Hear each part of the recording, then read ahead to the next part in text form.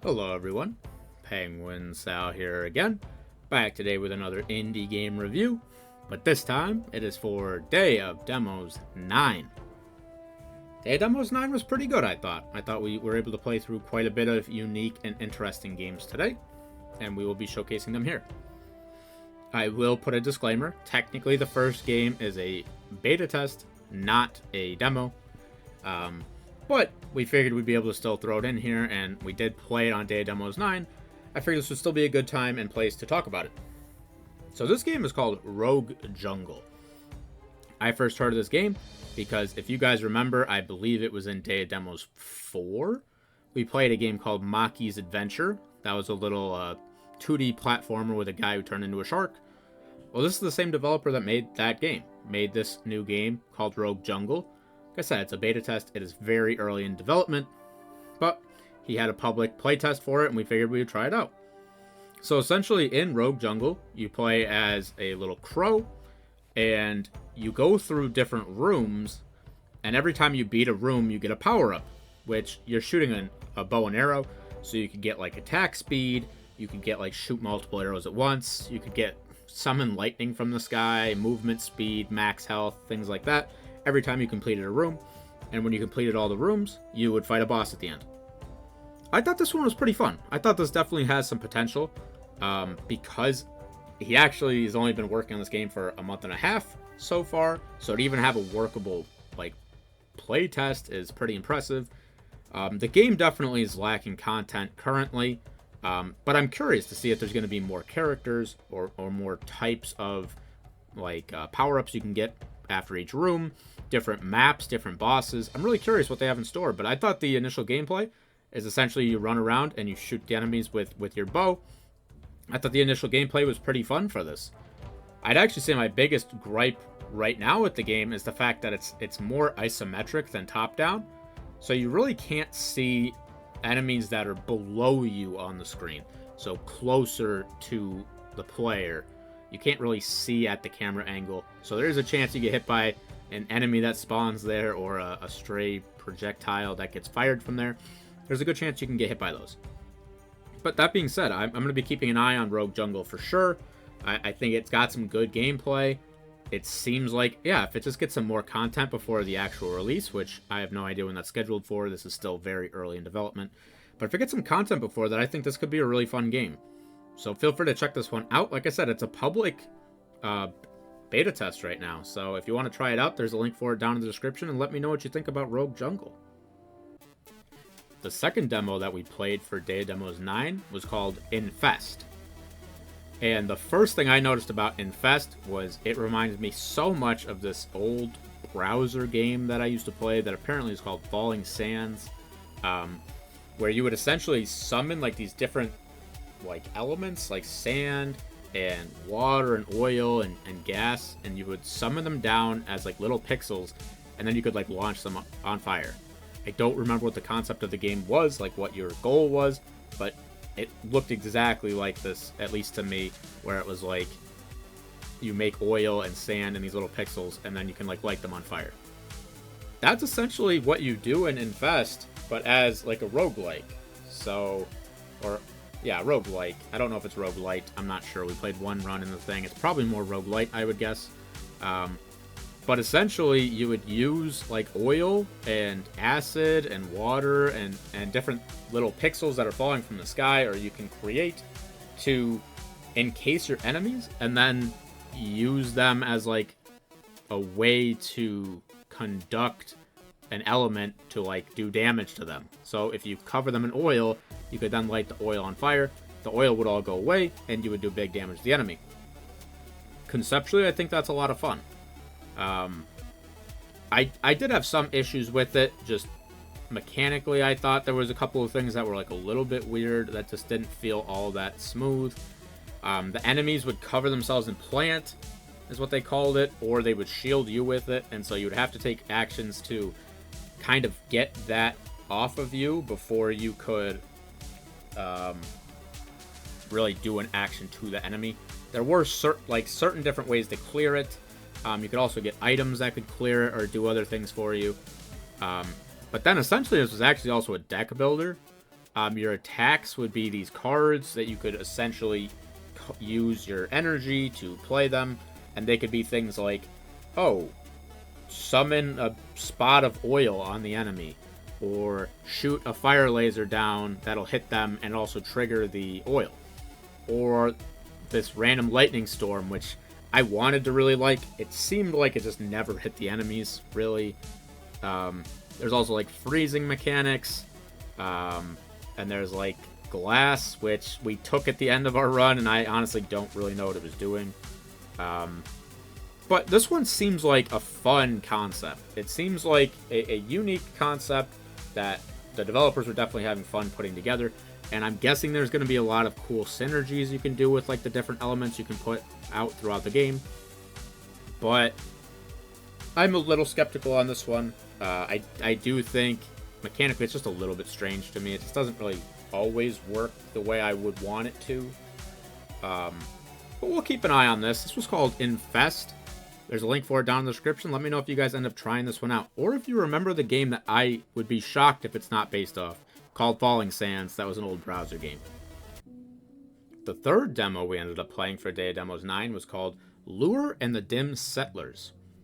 So this one I had been keeping an eye on for a little bit. We've actually had the demo downloaded for a few weeks now. We finally got around to playing it. Essentially, it's kind of like a resource management, like city builder type game, where there's little tiles on the map that are shrouded in darkness, and you have to use this light that you can generate and collect to clear the darkness from tiles to further expand your civilization. You also have to monitor people and food and wood in order to build different things to give you more of these. But your limit is 200 days, and you have to protect your little civilization from these darkness storms that attack. Like, I think they attacked 3 times throughout the 200-day period, and you have to use the light that you generate to fight them off and survive. I actually think this was a well-made concept. I'm curious what the full version is going to do to give you more play in here. It seemed like there was going to be different levels and different difficulties, and you could maybe go past the 200 days. I am curious to see what they do with this. I thought one of the most charming parts about the game was actually there were like these little mini games inside the game, which were like, oh, if you had to hunt, you had to like play this little mini game to like hunt the animals. Or if you have to collect light, you had to do this little mini game where you were like a jar and you had to collect light particles. And then when you had to fight the storms, there was a couple of different mini games you had to play to really fend off like the shadows that were attacking. And depending on how well you did in the mini games, it would either give you more resources if you were collecting them, or it would cost you less resources if you were trying to prevent like the storm. It would cost you less light the better you did in the mini game. So you were able to actually do more things if you were doing well at the games. I thought that was a fun concept, just as a little way to keep you kind of engaged while things are happening. Because there are a couple of times in the game where it feels a little bit slow because you're just waiting for people to be generated. So you have to kind of skip ahead days just to get people to be able to do whatever next thing you're trying to construct. I thought this one definitely looks like it could be a lot of fun. I enjoyed my time with it in the demo. It's another one that I just think is going to need a lot of content to be more than, a game you play a handful of times.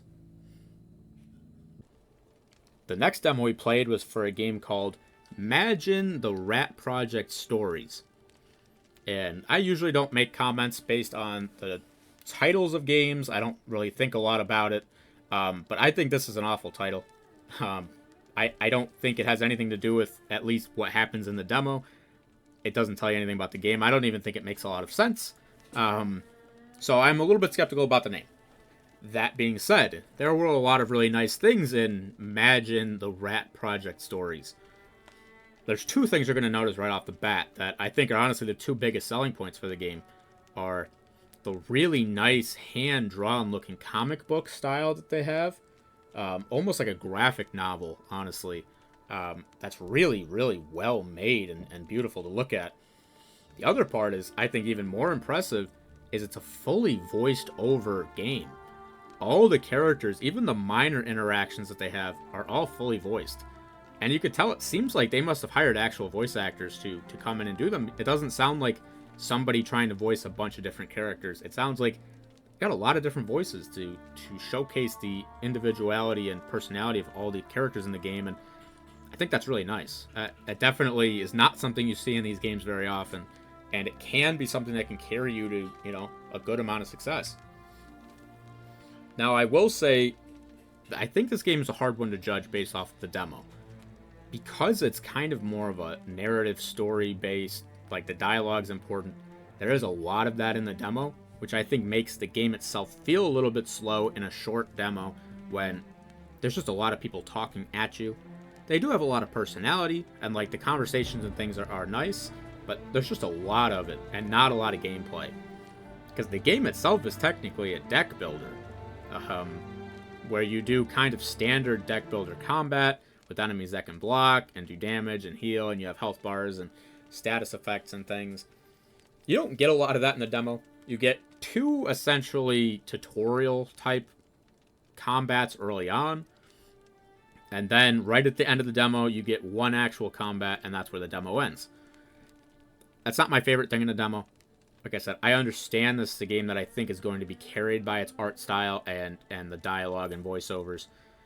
So I get showcasing it in the demo, but it just doesn't feel as much like a game as like you're watching, you know, a TV show or something, because you just didn't get to do a whole lot in the demo. That might change in the game, and I think for a full game, you're a lot more likely to look past, you know, the fact that, you know, it's all about lore and its story and its characters. So it's not so bad in a full game. In a demo, it's tough because the combat seemed like it could be solid. There was like this essence and like oblivion system that had like these 2 bars you were generating at the top that you could use as resources for different things that I think also would impact your choices in the story. I think that was pretty cool. I think it definitely has a chance to have some good combat. I also think one of the little details that actually somebody in the chat noticed first was when you upgrade a card, the image on the card also gets upgraded and changed into like a more epic version of what it was before. I don't think I've ever seen that in one of these games before, and I think that's such a cool detail to have the card art actually upgrade along with the effect of the card. I think that's a lot of fun. So this one is definitely worth keeping an eye on, especially if you like these narrative, choice matter type games that may have some combat in it. This was Magin, the Rat Project Stories. Once again, I don't get the name at all, but if you can look past that, you really might end up liking this one. The next demo we ended up playing for Day of Demos 9 was called Madcap Mosaic. This one I didn't know anything about, but it seemed like the type of game that would be up my alley, and I think it was. So essentially, all of your, they're not really cards in this case, they're more like tiles, are randomly generated throughout the board, and then you almost move around them like a board game, so you can move around the tiles, and whatever the tile is your effect. It's almost like a card effect. So it could be amount of damage you're going to do the enemy, or the amount of block, or the early ones you get. But then, every time you step on one of these, you activate it, and then it can't be used again unless you shuffle the board again, which is essentially you take 2 movement actions to shuffle the board, and then it clears everything up, and it randomly puts them back throughout the board to be used again. That's a really cool concept. And every time at the end of a combat, you get to choose 2 tiles to remove from your deck, and then you pick 2 new ones to add. I'm a little bit skeptical about the adding the tiles system that they go. It's not like you just have random ones generated that you choose from. It's that they have a board of all of them laid out, and you start in the center, and you can kind of like, it's almost like a skill tree branch off to choose what tiles you want to use. So after every combat, you can remove 2 tiles to add 2 from the board, but you have to start in the center and only pick things that are near it, and then expand. Excuse me. There weren't a lot that I loved of these tiles. I like the concept a lot, and I think there are a lot of things that could work really well. I'm pretty sure they even said all the tiles were available in the demo, so we did see quite a bit of them. I think this one has a lot of potential and can be a lot of fun if you like these kinds of, like, it is kind of like a deck builder roguelite, but it's also kind of not. It is unique enough in that sense. In every combat, you're fighting monsters that are trying to do damage to you, or they have shield you have to deal with. So you do have to kind of strategically decide whether you want to go for attack or block when these tiles are revealed to you. I do think this one is interesting, and there's a chance I would look into playing the full one of this when it comes out. This was called Madcap Mosaic. Let me know if you guys try this one out, if you think that it's got some good staying power or not. The 6th demo that we tried out for Day of Demos 9 was called My Little Universe. This one I definitely liked the look of, and it's what initially brought me to trying this one out. I actually think this one seems like it could be a lot of fun. So essentially you just play as this little generic guy who you start out on this small island, and you get an axe, and then when you go over by the trees, you auto-harvest logs from the trees. Or wood, I guess. And then the trees regenerate, and you can do it again. And then once you get enough resources, you can put them into expanding the island physically. So you go over to where this little white square is, you put the resources in, and it opens up another spot on the map. It is a tile-based map, which, you know, I do like. I understand it. I appreciate it. And then as you progress further and you put down enough of these little spaces, you find that there's also a pickaxe that allows you to harvest rocks, which allows you to expand in a different direction. And so there's a couple of different tools with a couple of different resources that you can use to upgrade your weapons or your tools. You can put them in like this like sawmill thing or this smelter thing to turn them into better versions of themselves. And essentially in this game, you're just expanding to be able to get more types of resources so you can do more things. There was like one part where we went into like this underwater dungeon and we could harvest gold blocks from there, but then there were monsters that were trying to attack us. And the combat is not an integral part of this game, but you do have to fight off the enemies or they will kill you, and when they kill you, you just go back to the beginning of the level. It's very stress-free game. I would honestly say my biggest gripe about the game was there is a little bit of real time in it. Like if you want to smelt down a bunch of rocks into like these iron bars and you put 100 in this machine, they do them one at a time manually. So like it might take, you know, at 5 actual minutes for like them to get done, which I said it doesn't sound like a lot, but it does hurt the pacing of a game where you're trying to, you know, you're trying to go around and do these things. So if you're like, I really need these 50 iron bars, but they're taking, you know, 2 actual minutes, you do have to kind of just wait around. And sure, you can run around and harvest more resources while you're waiting, but, you know, I do think it just slows it down a little bit. It's not a big deal, but it is something to be considered. I'm really curious about this one when full release comes out, because it said there's going to be co-op. It also said there's a bunch of different planets that were going to be added. I'm curious about what kinds of things they're going to put in this game.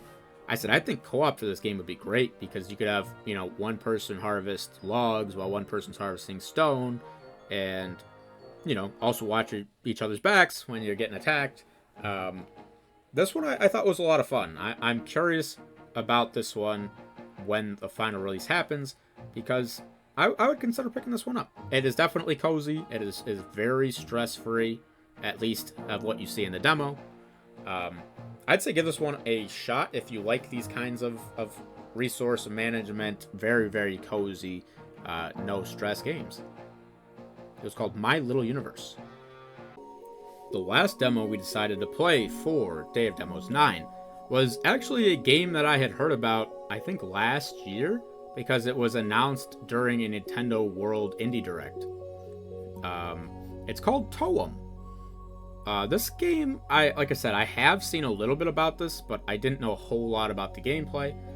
You play as this little guy who goes on an adventure with a camera, and essentially everything you do is taking pictures of things for people, and you kind of help out the people by doing their little tasks, most of which involve your camera. And it's essentially, you get to know all the little quirky characters around, You get to take pictures of some, there's little animals around to take pictures of, or, you can really take pictures of anything you want and put them in your album. It's fun. I said it reminds me a little bit of like a Pokemon Snap, except they're not judging your photos at all. You just have to take photos of certain things and show them to certain people. This one seems like there's actually going to be like a good amount to it. Essentially, you have to complete tasks for people to get stamps so they can put it on your community card so that you can take the bus to the next location. It seems like this one is going to be a lot of fun to play. There's a very good chance I go back and play the full version of this one. I know it's been out for a little while, and it's currently on sale. That's one of the reasons I really wanted to try out the demo, is to see if I wanted to get it on sale, and I believe I do. I believe when you watch this video, if you watch it the day it comes out, I believe it's still on sale. So definitely check this one out. There's a link for it in the description. It's called Toem. I love the art style on it. It's all black and white, but it looks like it's almost like paper or cardboard. I said it really feels like you're playing on like a diorama that's like handmade for somebody's like art project. I think it's very, very charming. The characters seem like they're going to be a lot of fun. The little guys around are very cute. You also collect music when you go to different locations, which is pretty nice. It definitely seems like a game where it's going to be very stress-free and relaxing, and you're going to kind of just follow along and view the world while you go about your business. Almost like a little gator game, like in that sense, or like a short hike, where you kind of just experience the world while you go about and play the game. I love these types of games. I think they're very fun. I think they have a lot to offer.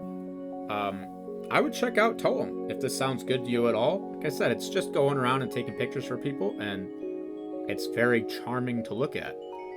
So this is Toem. There's a very good chance you guys will see a full review for this game at some point, because there's a good chance we're going to buy it while it's on sale. But this was Day of Demos 9. I thought it was, all in all, a pretty successful day. I thought we played some pretty good demos today, and I'm glad we could show them off. If you like seeing these reviews and you want to keep seeing more, like the video, subscribe if you haven't already.